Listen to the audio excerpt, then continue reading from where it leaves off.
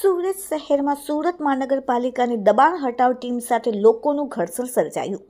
સુરતના ડિંડોલી વિસ્તારમાં રિઝર્વેશન પ્લોટમાં એક નાનકડું મંદિર અગાઉ સ્થાનિકોએ બનાવ્યું હતું. ત્યારબાદ મોટું મંદિર બનાવતા એસએમસી એક્શન મોડમાં આવી. ટીપી 69માં આવેલ રિઝર્વેશન પ્લોટ નંબર 25માં ચમત્કારિક હનુમાનજીનું મંદિર બનાવવામાં આવી રહ્યું હતું. આ મંદિરનું ડિમોલિશન શરૂ થતાં સ્થાનિકો ઉમટી પડ્યા. મહિલાઓ હાથમાં ઈંટો લઈને ડિમોલિશનની કામગીરી અટકાવી દેવા માટે ધમાલ કરી. કોઈપણ જાતની તંત્ર પાસે પરવાનગી લીધા વગર સ્થાનિકો રિઝર્વેશનના પ્લોટમાં મોટું મંદિર બનાવી રહ્યા હતા.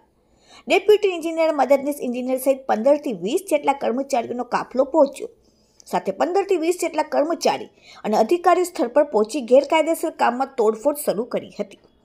મંદિરના પૂજારીઓ અને ભક્તો ઘસી આવતા મામલો વધુ ઉગ્ર બન્યો હતો.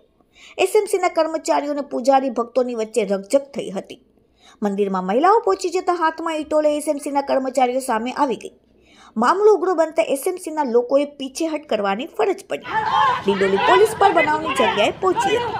એસએમસીના અધિકારીઓ વધુ બાંધકામ કરવાની ના પાડીને રવાના થઈ ગયા. Report daily India TV, Surat.